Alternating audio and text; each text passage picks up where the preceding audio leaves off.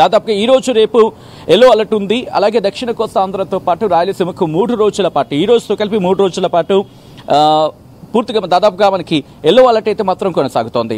దీనికి వాతావరణ కారణాలకు సంబంధించి ఎగ్జాక్ట్గా ఇంకా ఇక్కడ ప్రస్తావించిన పరిస్థితి ఉంది. But let me check once.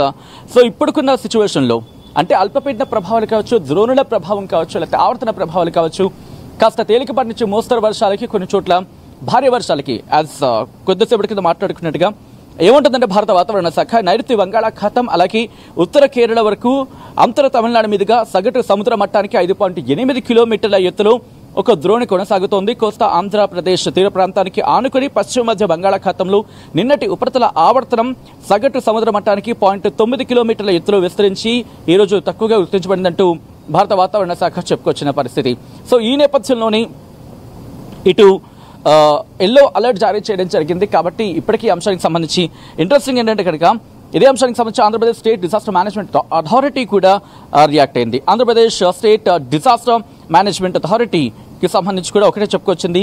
కొన్ని చోట్ల ఉరుములు మెరుపులు, మరి కొన్ని చోట్ల తేలికపాటి నుంచి మోస్తరు వర్షాలు, ఉరుములు మెరుపులతో కూడిన వర్షాలు పడే అవకాశం ఉందని చెప్పి Andhra Pradesh state disaster management authority కూడా రియాక్ట్ అయిన సందర్భం. సో కొన్ని ప్రాంతాలకు ఏవైతే ఎల్లో అలర్ట్ ఉన్న సందర్భం ఉందో అఫ్కోర్స్ ఇప్పటికీ లేటెస్ట్ టెక్నాలజీ ద్వారా వాళ్ళకి సమాచారం అందించే ప్రయత్నం చేస్తున్నారు స్థానికులకు, మరి ముఖ్యంగా అక్కడున్న రైతాంగానికి. ఇటు Andhra Pradesh state disaster management authority ఏం చెప్తుందంటే నైరుతి బంగాళాఖాతం నుంచి ఉత్తర కేరళ వరకు తమిళనాడు మీదుగా ద్రోణి కొనసాగుతుందని చెప్పి Andhra Pradesh state disaster management authority MD Prakhar Jain కూడా చెప్పుకొచ్చారు. గురువారం కృష్ణా, ప్రకాశం, నెల్లూరు, అనంతపురం, శ్రీ సత్యసాయి, కడప, అన్నమయ్య, చిత్తూరు, తిరుపతి ఈ జిల్లాలో అక్కడక్కడ పిడుగులతో కూడిన తేలికపాటి నుంచి మోస్తరు వర్షాలు కురిసే అవకాశం ఉందని భారత వాతావరణ శాఖకు సంబంధించిన అంశాన్ని ప్రస్తావిస్తూ ఇక్కడ Andhra Pradesh state disaster management authority కూడా అదే చెప్తోంది. తేలికపాటి నుంచి మోస్తరు వర్షాలు పడే అవకాశం ఉందని చెప్పి ఇటు Andhra Pradesh state disaster management authority చెబుతోంది. మిగతా జిల్లాలో అక్కడక్కడ పిడుగులతో కూడిన తేలికపాటి వర్షాలు కురిసే అవకాశం ఉందని వెల్లడించింది.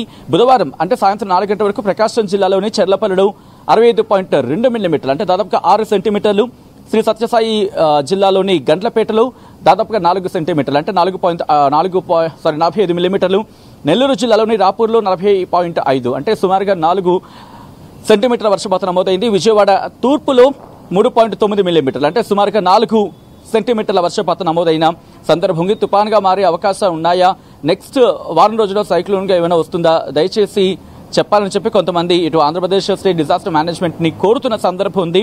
సో దీనికి సంబంధించి కూడా ప్రస్తుతం Andhra Pradesh state disaster management authority react అయింది. అటువంటి అవకాశం లేదు. ప్రస్తుత సమాచారం బట్టి ఎల్లుండి నుంచి చాలా వరకు పొడి వాతావరణం ఉండే అవకాశం ఉన్నట్టు చెప్పుకొచ్చింది. సో దీనికి సంబంధించిన క్లారిటీ ఇచ్చే ప్రయత్నం చేస్తున్నాను. బంగాళాఖాతంలో ఏర్పడిన అల్పపీడనం ఇది బలపడే అవకాశం ఉన్నప్పటికీ కూడా డైరెక్షన్ మార్చుకుంటే కనుక నేను తెలుగు ప్రజలకు ఇంకోసారి చెప్పే ప్రయత్నం చేస్తున్నాను. బంగాళాఖాతంలో అల్పపీడనం ఏర్పడిందండి. ఆ అల్పపీడనం ఉత్తర వాయు దిశగా కదులుతోంది. పూర్తిగా ఉత్తర దిశగా వెళ్తున్న క్రమంలో అంటే ఉత్తర వాయు దిశగా వెళ్తున్న క్రమంలో ఇటు మయన్మార్కి సంబంధించి కావచ్చు, లేకపోతే దాంతోపాటు పైన బంగ్లాదేశ్కి సంబంధించి కావచ్చు, అటువైపు వెళ్లే అవకాశం ఉంది. ఒకవేళ బలపడినా అంటే అల్పపీడనం బలపడి వాయుగుండంగా మారినా, ఆ వాయుగుండం బలపడి తుఫానుగా మారినా, ఆ తుఫాను బలపడి తీవ్ర తుఫానుగా మారినా, ఒకవేళ చెప్తాను హైకోర్టుగా ఒకవేళ బలపడినప్పటికీ కూడా అది దానివల్ల మనకు పెద్దగా ప్రమాదం లేదు. కానీ ఒకసారి డైరెక్షన్ మార్చుకుంటే కనుక, ఒకవేళ అది డైరెక్షన్ మార్చుకుంటే కనుక వెళుతున్న క్రమంలో దాదాపుగా మయన్మార్ని టచ్ అయిన సందర్భం నేను చూసినంత వరకు నాకు గుర్తున్నంత వరకు. సో అది మయన్మార్ వైపు వెళ్ళిపోయింది. అక్కడి నుంచి కాస్త పైకి వెళ్ళే అవకాశం ఉంది. అప్పుడు దాదాపుగా అంటే వన్స్ నేలకు వచ్చేసిన తర్వాత డైరెక్షన్స్ మార్చుకున్నప్పుడు కూడా బలహీనపడే అవకాశం ఉంటుంది తప్ప బలపడే అవకాశాలు అంతగా ఉండకపోవచ్చు. ఎందుకంటే సముద్రం మీద దానికి ఉన్నంత బలం, అక్కడ వాతావరణం, దానికి అనుకూలమైన వాతావరణం ఇటు ల్యాండ్ ఫాల్కి సంబంధించి కావచ్చు, ల్యాండ్ మీదకి వచ్చినప్పుడు కావచ్చు అంతగా ఉండకపోవచ్చు. కాబట్టి బలహీనపడే అవకాశాలు ఎక్కువగా ఉంటాయి, బలపడే అవకాశాలు చాలా తక్కువ అని చెప్పిన ఎటువంటి అతిశయోక్తి లేదు. సో బట్ ఒకసారి ఇటు మయన్మార్ వైపు వెళ్ళిపోయింది కాబట్టి ఒక డైరెక్షన్ మార్చుకున్నా అది టువర్డ్స్ బంగ్లాదేశ్ వైపు వెళ్ళే అవకాశం ఉంటుంది. ఒకవేళ ఇంకా కాదు కూడదని చెప్పుకొని పూర్తిగా పశ్చిమ దిశ వైపు కనుక వచ్చేస్తాయి, ఆ ఉన్న ఫలాన పశ్చిమ దిశ వైపు వచ్చేస్తే కనుక మహా అయితే వెస్ట్ బెంగాల్ లేకపోతే ఒడిశా మీద ప్రభావం చూపించే అవకాశం ఉంటుంది తప్ప తెలుగు రాష్ట్రాల మీద అంతగా చూపించే అవకాశం ఎక్కడ లేదు అనడంలో అతిశక్తి లేదు. ఒకవేళ ఇంకేమైనా ఆవర్తనాలు లేకపోతే ద్రోణులు ఆవర్తనాలు ఇంకొక అల్పపీడనం బంగాళాఖాతంలో ఏర్పడితే తప్ప యాజ్ ఆఫ్ నౌ అటువంటి పరిస్థితుల్లో ఎక్కడ భారీ వర్షాలకు వెళ్ళే అవకాశం లేదు. కానీ ద్రోణుల ప్రభావం కావచ్చు, ఆవర్తన ప్రభావాలు కావచ్చు, అక్కడ స్థానిక వాతావరణ పరిస్థితుల మీద కూడా ఆధారపడి ఉంటుంది. కాబట్టి కాస్త ఒక్కసారిగా వాతావరణం మారి వర్షాలు పడే అవకాశం ఉంటుంది తప్ప భారీ వర్షాలుగా నమోదే అవకాశం ఇప్పటికైతే ప్రస్తుతానికి అంతగా లేవని చెప్పడంలో అతిశయోక్తి లేదు. ఒకవేళ ఏమంటే కనుక మరి వాతావరణ శాఖ ముందుగానే హెచ్చరికలు జారీ చేయడం జరుగుతుంది, సూచనిస్తుంది. దాన్ని బట్టి మనం నడుచుకుంటే సరిపోతుందని చెప్పుకోవచ్చు. ఇక్కడ కళ్యాణ్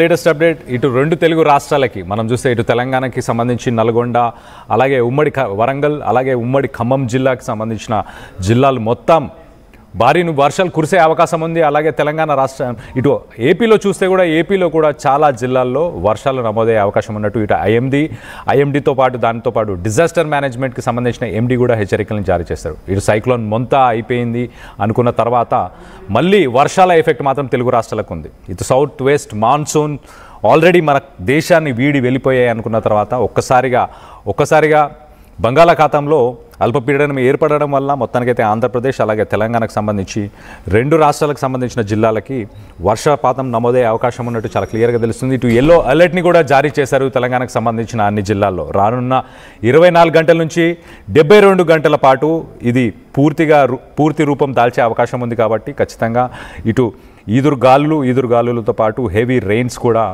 2 తెలుగు రాష్ట్రాల్లో ఉండే అవకాశం ఉంది. కొన్ని తెలంగాణకు సంబంధించి ఇటు red alert, orange alert, yellow అలర్ట్ని కూడా ఈ సదరు జిల్లాలకు అన్నిటికీ కూడా జారీ చేసినట్టు తెలుస్తుంది. సో మొత్తం మీద ప్రజలందరూ అప్రమత్తంగా ఉండాలి. లోతట్టు ప్రాంతాల్లో ఇప్పటికే సైక్లోన్ మింతకు సంబంధించి వరద నీరుతో అతలాకుతలం అయిపోయింది తెలంగాణ అలాగే ఆంధ్ర. కొన్ని జిల్లాల్లో ఇంకా వరద నీరు అక్కడే నిలిచిపోయి ఉండడం, అలాగే కొన్ని ప్రమాదాలు కూడా చోటు చేసుకున్నాయి. సో మొత్తానికైతే ప్రజలు అప్రమత్తంగా ఉండండి. ఎవరు వరద నీరుని దాటే ప్రయత్నం చేయకండి. మీ ఏరియాల్లో ఎప్పటికప్పుడు ఎలాంటి పరిస్థితులు నెలకొన్నాయి అన్న దానిపై మీరు అధికారులతో అలాగే ఆర్టీవీతో ఎప్పటికప్పుడు షేర్ చేస్తూ ఉండండి. మీరు కమెంట్ చేయండి, మీ ఏరియాస్లో ఇప్పుడు ప్రస్తుతానికి వర్షం పడుతుందా లేదా అన్నది కూడా కింద కమెంట్ రూపంలో తెలియపరచండి.